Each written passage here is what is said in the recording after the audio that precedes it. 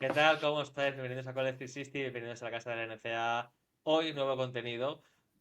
Cogemos un DeLorean que teníamos aparcado. Sabéis que lo cogemos siempre sobre el mes de mayo, junio, como mucho julio. Lo vamos testeando, ya cuando hace ya extremado calor lo volvemos a aparcar. Pero es un DeLorean que nos gusta cogerlo para irnos al pasado. Un pasado que parece que ya haga un mundo de qué pasó, pero realmente todavía sigue en nuestros corazones por muchas cosas, ¿no? Porque fueron los primeros mandes que vivimos, porque fueron mandes increíbles, porque añoramos aquella época, por mil cosas. Hoy vuelve Memorias NCA, y además en un formato de Memorias NCA que no habíamos hecho nunca. Es decir, hoy vamos a hablar de un Mandes concreto, es decir, como habéis visto en el vídeo, en el Mandes de 2008. Y hoy tengo a una persona que me dijo, Nacho, sé que hablasteis en el pasado de ese Mandes de ciertos equipos, pero tenemos que hablar del Mandes en general porque fue un Mandes con muchas similitudes al de este año 2025, 17 años después. Jorge Mirué, ¿qué tal? ¿Cómo estás? Muy bien, encantado de estar aquí como siempre y vamos eso, a coger el DeLorean, irnos para atrás a una época que nos da grandes recuerdos y que podremos comentar cosas interesantes sobre un Madness que fue de un nivel también bastante alto. Ujú. Y me lo comentabas tú antes, ¿no? Antes de grabar, ¿no? O sea, con muchos jugadores que ahora cuando me los cuentes, mucha gente va a decir, ostras, pues sí que había nivel aquel año, ¿no? Hay que recordar, ¿no? A la gente que, claro, nos vamos 17 años atrás, un college basketball totalmente distinto, donde se priorizaba mantener al jugador, desarrollar jugadores en 4 años, donde los equipos con jugadores veteranos eran los que sobresalían, aunque los talentosos one and done también tenían su miga. Pero era un college, ¿no? Donde los principales equipos tenían pues rosters de los cuales en los últimos 2 o 3 años las principales figuras se mantenían. Y nos vamos aquí a 2008, Jorge, un año en el cual, como este, los 4 Seed 1, bueno, perdón, muchos Seed 1 del año pasado llegaron a la final. Y desde luego que nos dio una Final Four increíble, sinceramente. North Carolina, Kansas, Memphis y UCLA. Claro, visto ahora con la perspectiva, ¿no? Leyendo los nombres, dices, joder, la verdad que la Final Four fue increíble. Para la gente que no lo sepa, esta es la Final Four que se juega en San Antonio, por cierto, en el Alamo Dome también, como este año. Es la Final Four en la cual gana Kansas con ese triple de Mario Chalmers, que luego hizo carrera en NBA y demás, que es histórica por todo eso. Vamos a dejar el link a la final, que está en YouTube gratuito en el canal del Mark Mandes, para que lo enganchéis y que podáis ver partidos de este Mandes, que la gente se acordará de eso, se acordará de la Carolina de Tyler Hansbrook, de la UCLA de Russell Westbrook y compañía, de un Stephen Curry rompiendo a Davidson cuando Davidson estaba en la Showcon. Pasaron muchas cosas, Jorge. Lo primero, antes de empezar a machete, ¿no? O a detalle, ¿qué recuerdos tienes tú de este man de 2008? Como hemos comentado por privado, para mí fue, digamos, un punto de inflexión dentro del seguimiento de esta liga por mi parte, ¿no?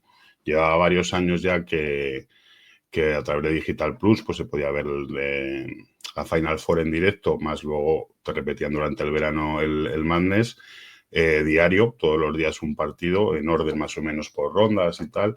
Y ahí fue, a raíz de ver yo las Final Fours comentadas durante finales de los 90, principios de los 2000, por Andrés Montes y Antonio Daimiel, fue cuando empecé a engancharme un poco a esta competición, a entenderla, a ver cómo funcionaba, ¿no? Porque no tiene nada que ver con cualquier otra competición profesional.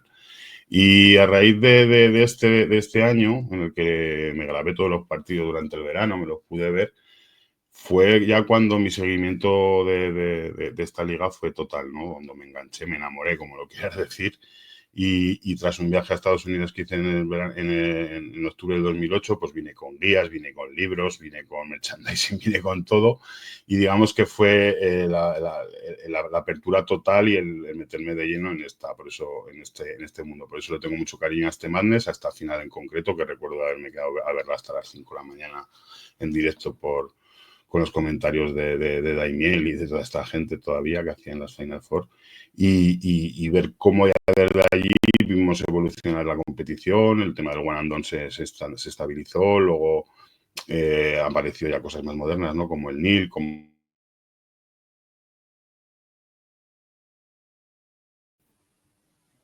que cambiaron la competición ya a como la conocemos actualmente, ¿no?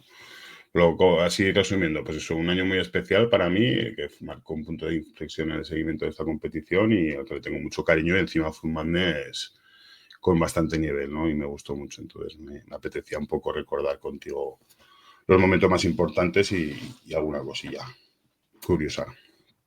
Sí, porque además yo, revisándome los rosters, ahora los tocamos, ¿no? Pero claro, o sea, es que decías, joder. Mucha calidad, jugadores importantes a nivel NCAA y NBA, por supuesto.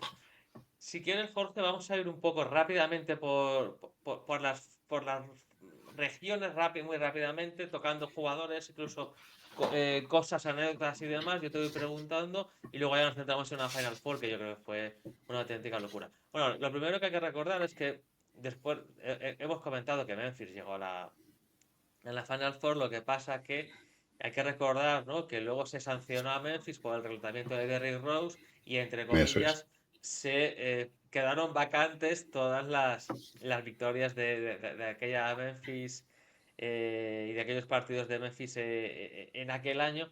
Claro, por eso yo estaba mirando Wikipedia antes y he visto que Memphis estaba tachado. Digo, Texas. Y a mí no me suena que Texas llegara a la Final Four. ¿Cómo puede ser? Claro, por eso antes he dicho, ¿no? Lo de que llegaron muchos, no, llegaron todos los números, no los uno. Todos Si los quieres, cuatro, sí. eso es. Si quieres, Jorge, nos vamos a la región del este, ¿vale? La ¿Vale? región del este Uh-huh. donde una North Carolina potentísima que ahora me vas a contar qué jugadores había por ahí y por qué. Yo la North Carolina del título, ¿no? Del título el primer Madness que yo vi, que fue el del 2005, aquella North Carolina del 2005, me la sabía de memoria, pero joder, viendo esta North Carolina decías, pues que era un equipo larguísimo, con mucho talento, con jugadores que yo creo que parecían mucho más y luego no llegaron a tanto, luego ahora los tocaremos que estos jugadores a mí me encantan. Pero bueno, fue una región en la cual prácticamente no hubo sorpresas, ¿no? Llegaron los seeds del 1 al 4 al Sweet 16, siendo número 4 Washington State, por cierto, que me ha parecido Eso súper es. curioso, con un tal Tony Bennett en el banquillo y Ron Sánchez de segundo De entrenador. asistente. Para cuando recordéis la entrevista de Ron Sánchez, la gente se acuerde, ¿no? Porque le preguntamos bueno, aquella Washington State de Thomas Abercrombie, Aaron Baines y bueno, toda esa gente que ya hablamos con su día. Una entrevista a Ron Sánchez que le hicimos, que la verdad que nos gustó muchísimo y desde luego que se la recomiendo. Pero cuéntame, Jorge, esta región, ¿no? Para que la gente se aclare también, el Elite lo jugaron en North Carolina, que tiene un equipazo, ante Louisville, que Uh-huh. claro, la Louisville del tío Rey Pitino, con Richard Pitino, por cierto, ya en el banquillo como asistente, Sí. eran los dos favoritos para mí, ¿no? Tanto Louisville como North Carolina, y llegaban a la Elite, que bueno, Tennessee también era un equipo que parecía que muy buen equipo también tenía, por cierto, pero se quedó ahí. Sensaciones de estos equipos y sobre todo quiero que me digas nombres, ¿no? De jugadores que nos molan mucho. Lo primero, comentar una cosa que me ha resultado curiosa, porque últimamente no ocurre, ¿no? Es que no solo llegaron los cuatro número unos a la Final Four, sino que es que estos cuatro equipos estaban rankeados, los cuatro primeros, en el ranking pre-season. O Ujú. sea, ahora esto es una lotería, ahora esto es imposible. Recordemos que este año era Kansas el número uno y prácticamente hizo el ridículo después.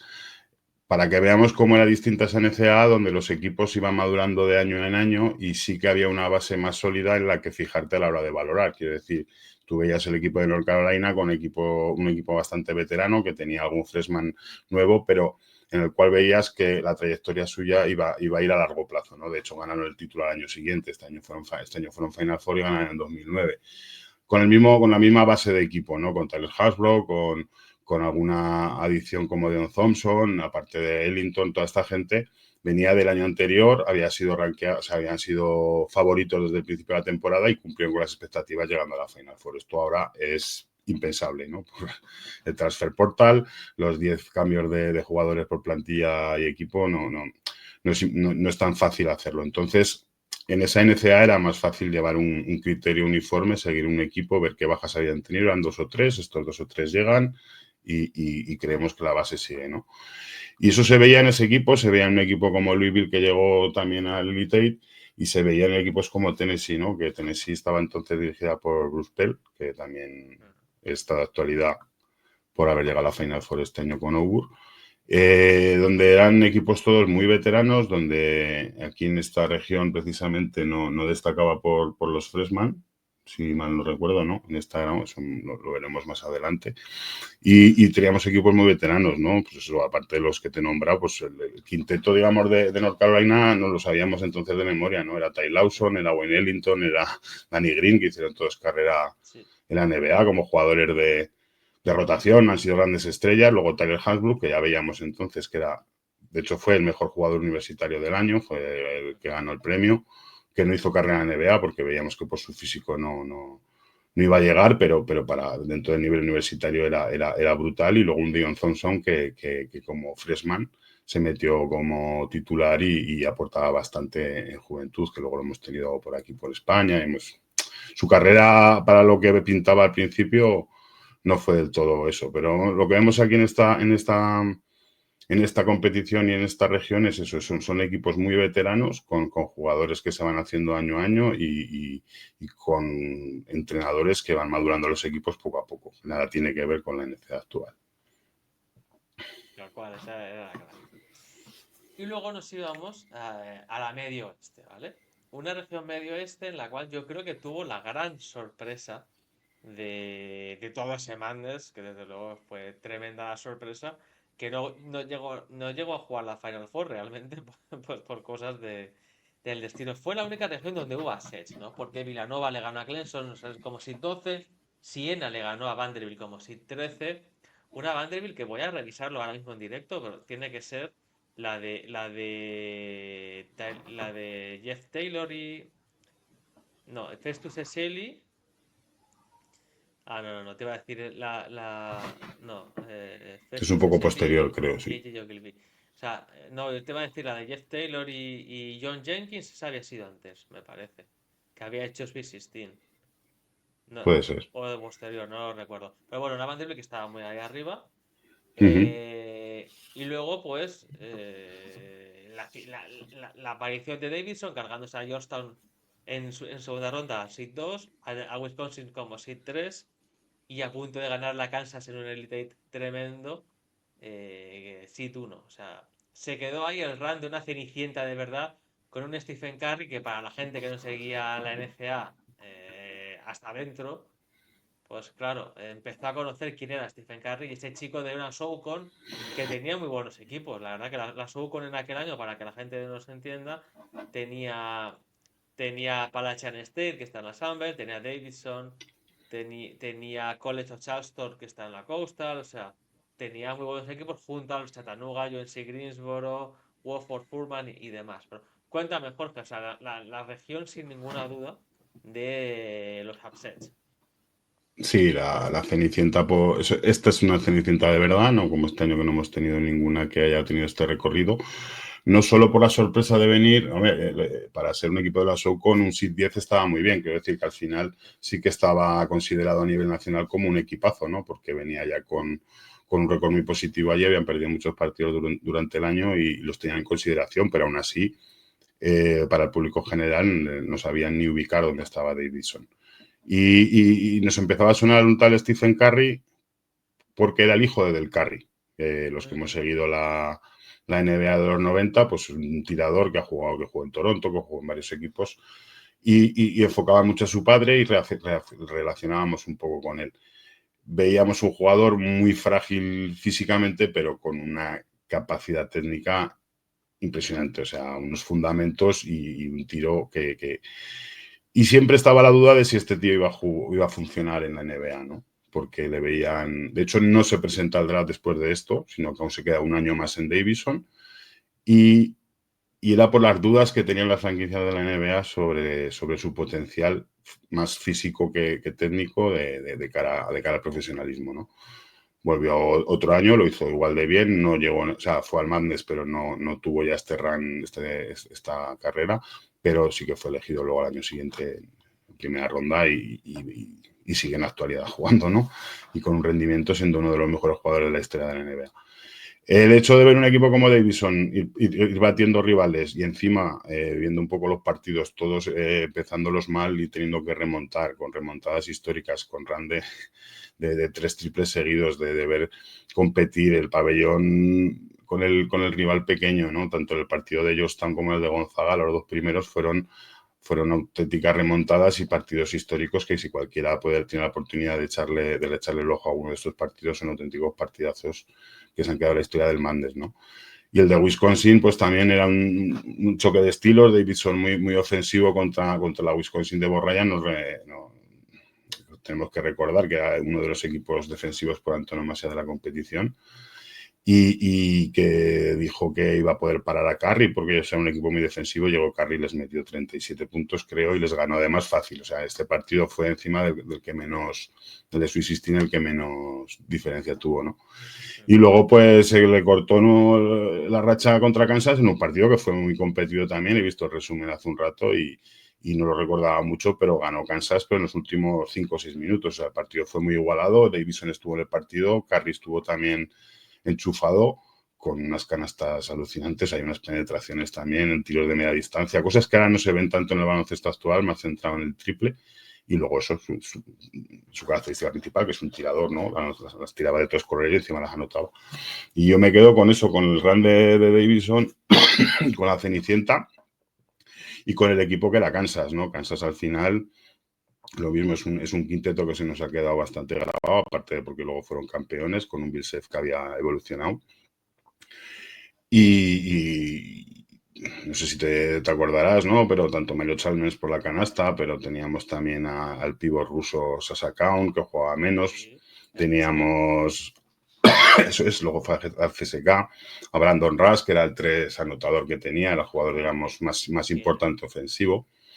También Y Serron Collins, que era un 1-2 que hacía un poco de todo, ¿no? Es un equipo también bastante reconocible y que llegó a ser campeón de la NCAA, ¿no? Estoy adelantando un poco, pero vamos, todo el mundo lo sabe. Sí. Con Brandon Rush, que iba a tener una súper pedazo de carrera increíble, tal y como nos lo vendieron al principio de año. Iba a ser incluso mega estrella a nivel NBA, pero bueno, luego se quedó como se quedó el bueno de Brandon Rush. Como por cierto, tantos otros jugadores de Kansas, que del mismo perfil. Yo recuerdo a Andrew Wiggins, que también nos lo vendieron Andrew Wiggins, ese como. es el Ha habido primero que viene a muchos la cabeza. en la historia de Kansas. Veremos si Darren Peterson, esperemos que no, por los fans de Kansas, simpatizantes de la universidad. Yo voy a decir, no voy a decir que me vaya la vida en que gane Kansas, pero bueno, al final Kansas, solo por la mística del Fieldhouse, solo por el logo, solo por todo lo que mueve, es un equipo que me cae bien. Entonces, la verdad que sí, que era una Kansas muy molona y reconocible también. Vale, yéndonos al sur, ya en el otro lado ya del bracket, digámoslo así. Una región sur en la cual tampoco hubo grandes sorpresas, y al final no hubo sorpresas, y Memphis machacó a una Texas en la cual te hablabas de Shasha Khan, haciendo un poco el símil con los jugadores que hay ahora europeos que van allí. En Texas, solo jugó ese año que yo cuando lo veí, cuando yo lo he visto jugar en Euroliga, yo decía, este tipo a mí me suena de algo. Y es que un tal Douglas Balbay, el jugador de Efes, ese año estuvo en Texas, no estuvo mucho más, si no recuerdo, pero era un tipo que llegó a estar en Kansas y perdón, en Kansas, en Texas, y En una Texas Texas, que sí. volvió a tener un equipazo, ¿no? Con DJ Augustin y Eso es. demás. La Es la Memphis, ¿no? Que Texas ya no. Pues Durán, que habían llegado también lejos el año anterior, también a Elite Eight, creo. Y con muchos jugadores, lo que hablamos, tenían un one and done, se iba a la NBA, pero el resto continuaba y ese equipo tenía una progresión a largo plazo, ¿no? O sea, quiero decir, era un equipo, eran equipos que raro era que tuvieran un año malo si habían tenido uno bueno. Quiero decir que solían evolucionar bastante bien por el hecho de eso, de no haber tanto cambio de plantillas y si eras buen reclutador, pues al final ibas tapando huecos y tal. Y por comentar de esta región, pues eso, comentar un poco sobre Memphis, que también venía, no estaba en la American porque no existía todavía, pero estaba en la conferencia USA, donde era el claro dominador todos los años, ¿no? Pero había hecho un calendario non-conference donde había conseguido ser reconocidos a nivel nacional porque lo mismo venían ya de un año bueno. Entonces habían podido jugar con grandes equipos y habían ganado. Solo perdieron un partido en todo el año hasta la Final Four, que fue contra Tennessee, rival de estado, que también era top 10 del país. Y solo perdieron ese partido en todo el año que hacía ver el potencial que tenía ese equipo. Había conseguido llevar Calipari a Memphis, al recluta número 1 del país, como era Derrick Rose, contra todo pronóstico, luego se supo por qué, pero me refiero que era factible entonces que un número 1 de high school eligiera un equipo como Memphis por el potencial que tenía a nivel nacional, o sea, tenía mucha visibilidad desde hacía un par de años. Y su camino a la Final Four pues fue igual que durante el año, ¿no? Fue sólido, fue un equipo también muy reconocible, con un quinteto con 3 jugadores NBA, con futuro tal, algunos hemos visto luego por Europa también, aquí en el Barcelona, y eso, ahora hablaremos un poco de ellos, y que tuvo el lastre de los tiros libres durante todo el año, ¿no? Me he estado mirando y tenía muy mal porcentaje en tiros libres y luego lo pagó muy caro el día de la final, ya lo hablaremos más adelante. Eso Pero es. vamos a recordar, pues eso de Derrick Rose de base, Anthony Anderson era el 2, Chris Douglas Roberts, que estuvo también en la NBA, fue elegido muy alto, aunque fue bastante decepción, pero aquí en NCAA era un 3 muy físico, muy potente y que anotaba de muchas maneras. De hecho, era el anotador del equipo, no era Derrick Rose. Derrick Rose llegaba como freshman, anotaba, pero digamos que el papel de anotador lo tenía Chris Douglas Roberts. Y luego 2 pivots, una pareja de pivots, uno muy delgado y otro todo lo contrario, que eran Dossier y Dorsey. Joe Dorsey, que jugó en el Barcelona hace bien poco, ya estaba, se la ganó la vida bastante bien en Europa, y Dossier, que era el ala pivot, digamos, era todo lo contrario, era muy delgado, muy atlético, muy versátil y cogía muchos rebotes, saltaba mucho. Y con esos 5 jugadores prácticamente consiguió llegar a la Final Four porque no tenía una rotación mucho más grande. Pero claro, era un quinteto de un nivel muy alto. O sea, los 5 jugadores eran top y por eso, pues desde una conferencia como la USA consiguieron llegar a la Final Four. Además, me parece que no fue hubo un año también que se quedaron a punto. O sea, lo que hablábamos antes, ¿no? Veías la progresión de los equipos año a año. Si iba uno, venía Derrick Rose. Se quitaba Derrick Rose al año siguiente, si no recuerdo mal, Evans, ¿no? Tyreek Evans. Calipari iba llevando allí grandes jugadores. Luego se descubrió que hubo ciertas irregularidades, por eso no tienen el récord activo. Pero eso, era otra NCAA completamente distinta y más basada en desarrollar jugadores que en otras cosas, ¿no? Pero bueno, disfrutamos de esta también. La famosa sombra cuando conseguía esos jugadores. Luego supimos por qué. No, por cerrar la región rápidamente, Stanford iba con el SID 3, una Stanford que tenía a los hermanos López y a Luego, Alec sí, Burks, eso es. como estandartes que luego perdieron de paliza ante Texas en el Sweet 16. Y cerramos la última región, la región del oeste, con la verdad que muchísimos, iba a decir, equipazos, o sea, con unos equipos increíbles. Pero que llama la atención por otra cosa, porque Western Kentucky con el SID 12 llegó al Sweet 16, se cargó a San Diego SID 13 que había ganado a Yukon y le ganó a Drake. Drake con el SID 5 en Sí, primera ronda. O sea, Drake con el SID 5, no con el 12, con el 5. Brutal. Estaba viendo el roster y yo sinceramente no recuerdo a nadie. O sea, no sé. y No sé anotando cómo está. 99 puntos, que a día de hoy nos parece el estilo completamente antagónico a lo que ha sido Drake en los últimos años, ¿no? Yo tampoco recuerdo mucho de ese equipo, pero sí que me ha chocado el hecho de verlos con un 6-5 desde la Missouri Valley y encima verlos perdiendo en la prórroga, anotando casi 100 puntos, ¿no? Eso es lo que me ha resultado. La verdad es que no Al- tengo frescos esos partidos, pero de Western Kentucky sí.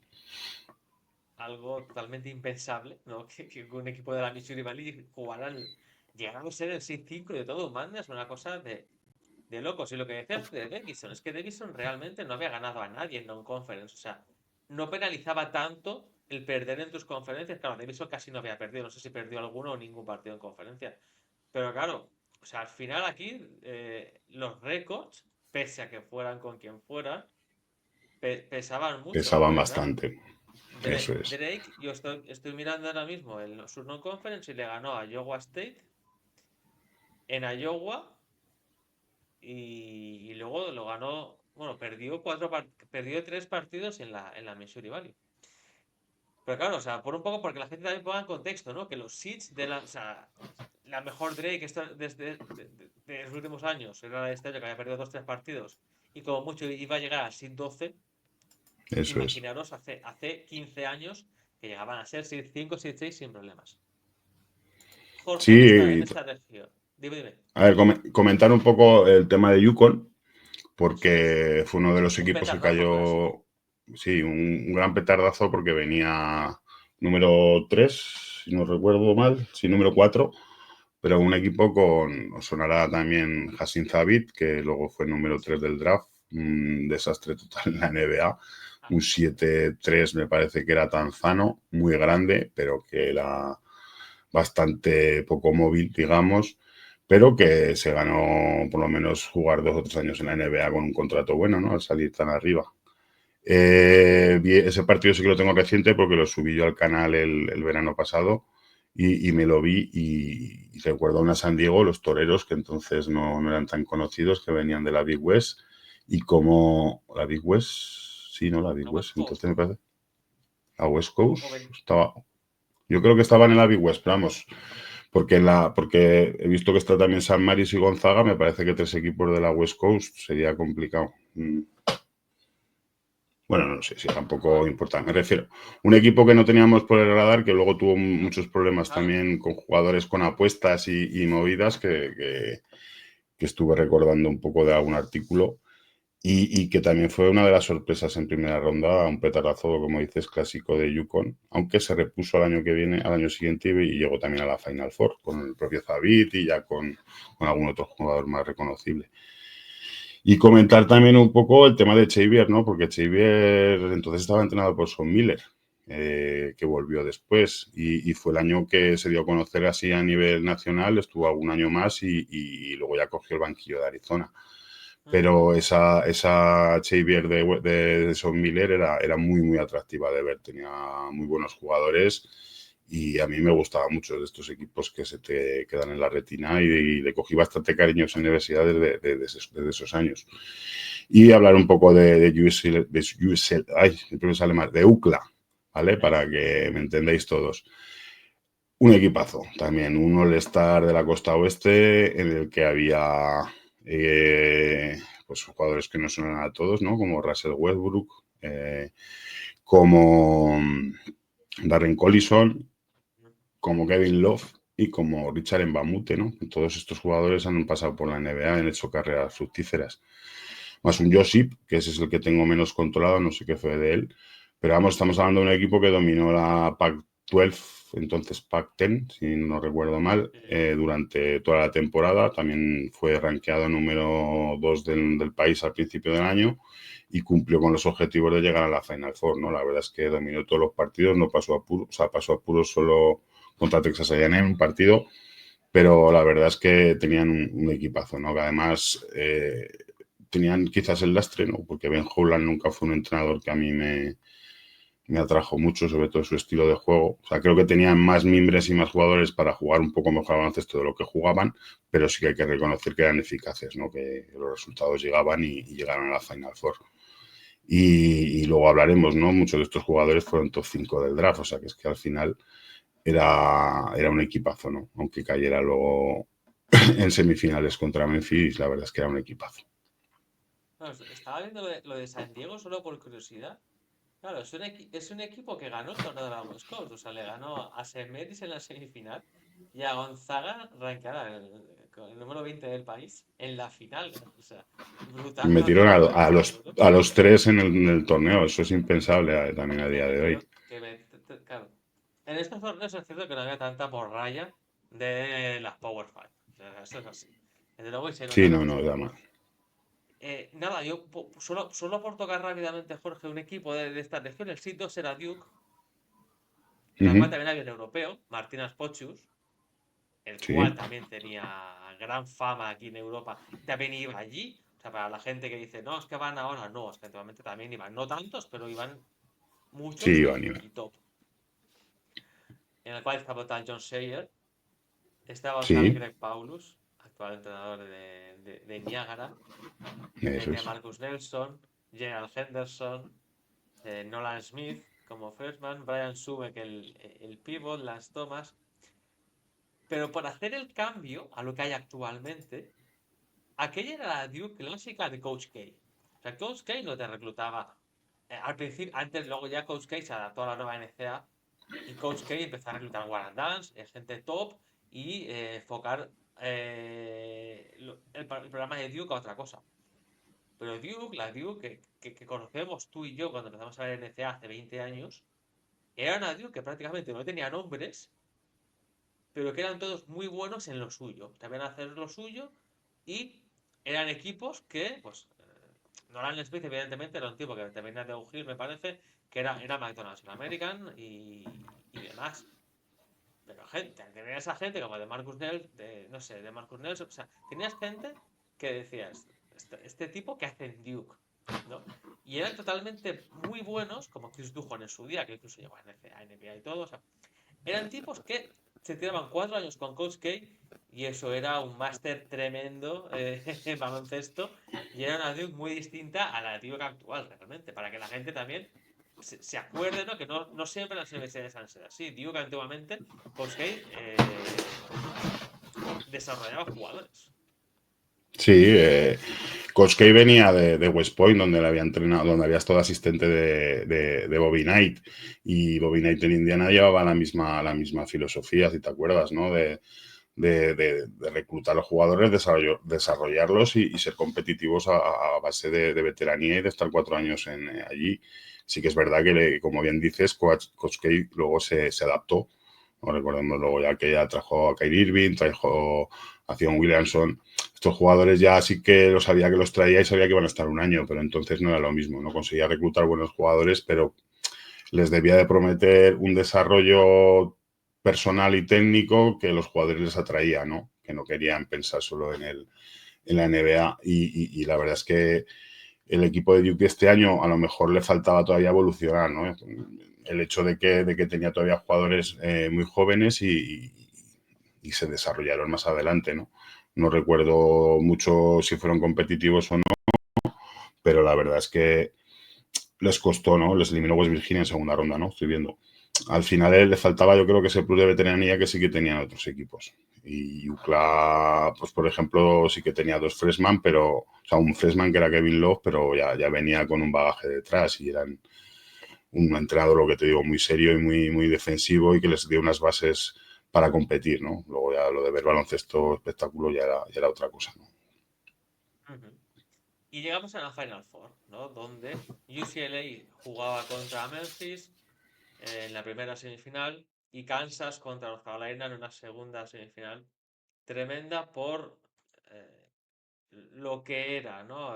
Un Kansas contra North Carolina, dos Blue Bloods, todo lo que conllevaba el hecho de decir, "Buah, es que pedazo cuatro equipos, pero esos dos en especial, eh, claro, era otra, además, claro, Roy Williams jugaba ante Kansas, que ha sido todo en Kansas. Sí, ¿No? O sea, se hizo grande en Kansas, sí, ¿cómo que? Juega en contra ellos. cambio, algo que también sería impensable ahora, ¿no? Es como decir ahora, no, mira, Bill Self se va a ir a entrenar a North Carolina. Pues es que en esa época pasaba. Y la alma mater tiraba mucho y y se hacían estas cosas. Esto ahora yo creo que es impensable, ¿no? Por las rivalidades a lo mejor son más mediáticas y no creo que ningún entrenador así se atreva a cambiar una powerhouse por otra, ¿no? Entonces sí que ocurría con más frecuencia. Y no sé, comentamos un poco las semifinales, Eso ¿no? es. Pues No hubo color casi, ¿no? Memphis, En ninguno. no hubo mucho partido en ninguna de las dos. North Carolina no tuvo su día, digamos, porque un equipo que estaba rondando los 100 puntos por partido, que era una máquina de anotar, pues se quedó en 66 ante una Kansas que tiró de oficio y con un gran Brandon Rush, que anotó 25 puntos, pues se metieron en la Final Four. Y en la otra, pues vimos lo mismo, ¿no? Que UCLA no entró en el partido en todo momento y claro, tener a dos jugadores por encima de los 25 puntos, como Douglas Roberts, como hemos hablado, y Derrick Rose, pues hicieron que el partido se les pusiera muy cuesta arriba desde el principio y nos dio la final. No sé si la esperaba porque a lo mejor la gente tenía más esperanzas en UCLA o en North Carolina, pero sí que nos dio una final que lo mismo que has dicho, dejase que la gente que no la haya visto que la pueda ver o la gente que la vio en su momento que la vuelva a ver porque yo lo hice el verano pasado y la verdad es que es una final con mucha tensión, con mucho nivel y que pasan muchas cosas, se ve muy buen baloncesto y es de las típicas que salen siempre, digamos, entre el top 10 de las mejores finales de la historia de la NBA. En la final en la cual Kansas le ganó a Memphis en la prórroga con ese triple milagroso. Lo que pasa que ya es historia de la NCAA de Mario Chalmers con un partidazo de un tipo como Darrell Arthur que parecía que iba a ser también un tremendo jugador que hizo carrera en NBA, pero bueno, tampoco fue un jugador muy reconocible, ¿no? No, A nivel NBA, como parece que era va a ser.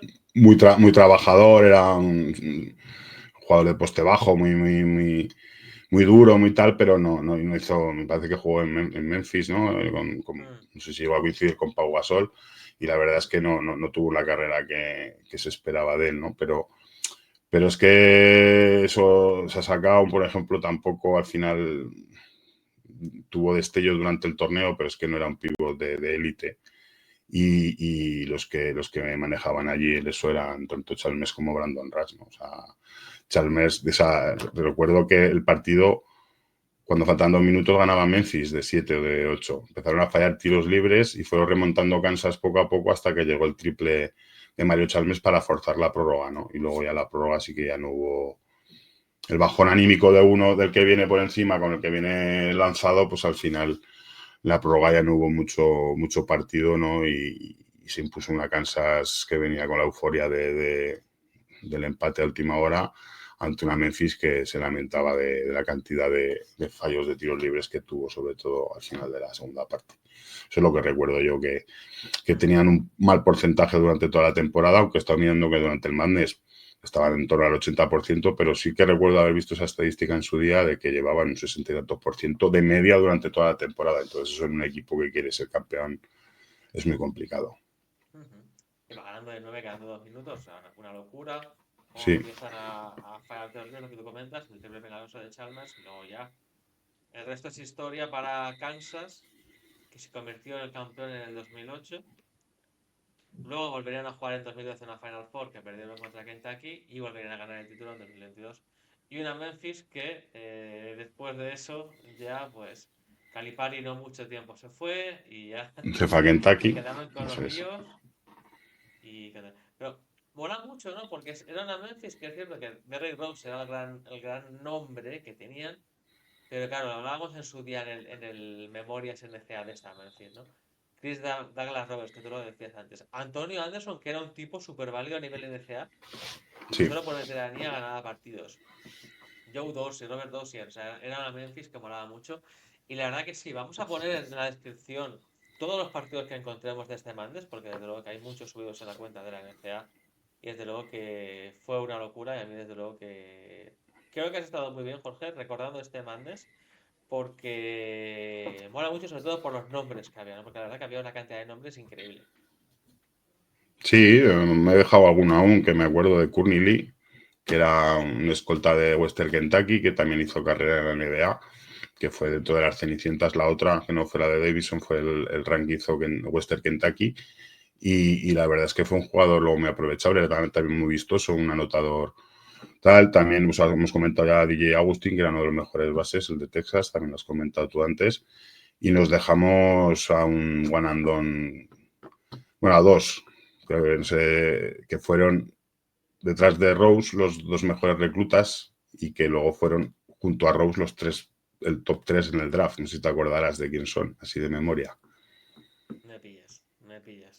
En el 2 salió, después de Derrick Rose, en el 2 salió Michael Beasley de Kansas State, que hizo Uf, un temporadón en Kansas sí, State. Era un jugador NCAA brutalísimo, jugando de 4 con su movilidad, con su físico, con su capacidad atlética, dejando unos mates brutales en Manhattan, en Kansas State, donde no habían visto un jugador así en su vida. Y el tercero fue O.J. Mayo, de USC. oh, qué fenomenal. Era salieron por delante estos dos, por delante de Westbrook y de Love, que fueron el 4 y el 5, los dos de UCLA. Entonces, son dos jugadores también que con más sombras que luces, pero también tuvieron un recorrido en esa NBA, ¿no? Beasley tuvo problemas de lesiones y no acabó de ser la estrella que era NCAA, pero tuvo una carrera larga y tal. Y O.J. Mayo, pues con sus escándalos también del reclutamiento de USC, porque también USC tiene el récord borrado de este año. Por el reclutamiento de O.J. Mayo, pues también fue un jugador, un anotador que tampoco llegó a ser superestrella en la NBA, pero cumplió también, ¿no? Un poco recordar ese top 5 del draft, Ujú. todos freshman menos Westbrook, que era sophomore, y ver que había nivel también en otros programas, ¿no? Que podías ver un partido de Kansas State y tenía su aliciente, ¿no? Y podías ver un partido de USC y tenía su aliciente. La verdad es que había buenos jugadores en muchos programas, no estaba todo tan concentrado como ahora, porque claro, no había tanto movimiento de plantilla, o sea, había 2 huecos o 3 en cada plantilla de la temporada, no podías traerte como ahora 10 jugadores nuevos y que te salga un equipo potente con plantillas amplias, entonces era distinto, entonces se repartía un poco más el talento y había que ver quién ha conseguido hacer el equipo mejor a largo plazo, ¿no? Otra necesidad Totalmente, distinta, vamos. totalmente, ¿no? Ese Oye Mayo que cuando USC empezaba a despegar en baloncesto, que era un equipo totalmente volcado en el fútbol americano, después de vivir las Sí, épocas de Reggie Bush, Matt Leinart y demás, empezaron a meter dinerito en el baloncesto sí, y pues oye, mira, y Mayo, pasó lo que Mar pasó de lo que pasó. Rosen. Claro, y luego salió a la luz todo y tuvieron sus problemas, ¿no? Pero hizo buenos equipos también USC esos años, me acuerdo de Busevich, de Gibson, o sea, que tenía jugadores que también luego hicieron su carrera, algunos que vimos por aquí por Europa también, un base que tenía pasaporte italiano, que llegó a jugar con la selección de Italia, también jugó en USC. O sea, que había buenos jugadores en muchos equipos, lo que te digo, ¿no? Y esos son los que más o menos se recordase un poco. Otro que tengo también aquí es Joe Masula, que es el entrenador ahora de los Boston Celtics, ese era el base titular de West Virginia, Sí, que señor. también llegó a Sweet 16 ese año, si no recuerdo. Pues Joe Masula es el actual entrenador de los Boston Celtics, actual campeón de la NBA, como entrenador, y hizo su carrera baloncestística en esa época en West Virginia, con nuestro amigo, no me sale el nombre, pero vamos, todos sabéis de quién estamos hablando, ¿no? Pat Bailey, ¿no? Y ¿O no era Bailey el entrenador de esa West Virginia? no sería el que tuvieron que Bobby, echar hace 2 años. Bob, eh, Ese, Bob Huggins. Bob Huggins. Bobby Huggins era. Sí, yo creo que sí. Sí, Bailey era mucho más, sí, Bailey hace mucho más tiempo, es verdad. Es verdad. Nuestro colega Bobby. Bobby Cervezas Cerveza, Huggins. cervezas Harvey, eso es. Y eso, Bueno, pues, primer año de muchos. Bobby Huggins. Primer año de Bobby Huggins, ¿eh? La El primer anterior año fueron la fue. última de John Bailey y la primera de Bobby Huggins. Sí, señor. No, y me sonaba también que he visto que vi alguna imagen en los partidos que subí y en uno vi la West Virginia y estaba él entrenando, por eso me sonaba. Y luego rebuscando he visto lo de John Machula, digo, este es el entrenador de los Boston Celtics, y Ujú. es verdad. Dejó su carrera como jugador pronto, no se desarrolló como jugador y se dedicó a entrenar y mira, pues campeón de la NBA un año y es posible que alguno más. Muy bien, Jorge, pues creo que hasta aquí este Memorias NCA completito. Hemos intentado Claro, hablar de un Madness entero, nos podríamos tirar horas y horas sacando nombres, sacando equipos, sacando partidos.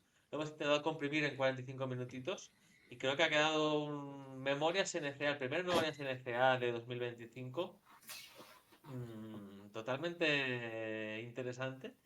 Y quiero que la gente ponga comentarios, a ver si le interesa más este tipo de contenido y podemos traer más cosas porque desde luego que este fue, claro, se nos ha quedado pendientes, hemos hablado de dos, tres cenicientas que a lo mejor es interesante ver qué jugadores tuvieron, cómo eran y demás.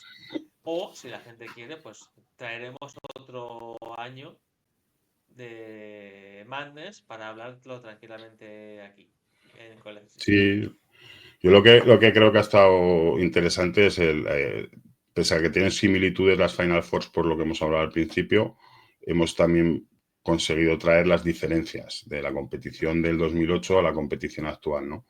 Ver cómo era la competición entonces y ver cómo era ahora, sobre todo para la gente que está empezando ahora a seguir esta competición, que se dé cuenta un poco de cómo ha ido evolucionando y que era igual de atractiva con un formato que es ahora, ¿no? O sea, yo sigo disfrutando mucho viendo, aunque me vuelva un poco el transfer portal, ¿no? Con esto de tanto cambio de jugador, pero sigo disfrutando igual del deporte, ¿no? Lo que pasa es que quería un poco traer esta por eso, ¿no? Por ver las similitudes que había tenido la Final Four y las diferencias que hay entre una competición y otra. Eso es.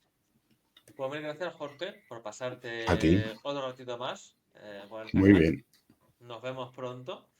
Y a la gente, nada, decirle que ya hemos vuelto con el contenido habitual. Vamos a intentar hacerlo lo mejor que podamos. Vamos a traer mucho contenido. Vamos a intentar hablar de la NCA de manera global: el antes, el ahora, lo que vendrá, lo que fue. Intentar unirla también con la NBA actual, con la ACB actual en cuanto a jugadores, Euroliga y demás, y un poco hablar de manera totalmente global de una competición que nos encanta. Así que nada, mil gracias por seguirnos, darle a me gusta, sobre todo dejarnos comentarios si queréis que traigamos contenido así, que os ha parecido, si ha sido muy largo, queréis que nos centremos en ciertas cosas y demás. Y mañana sigue el contenido NCA en College 360 y recordadlo, la casa de la NCA. Hasta luego. Dios.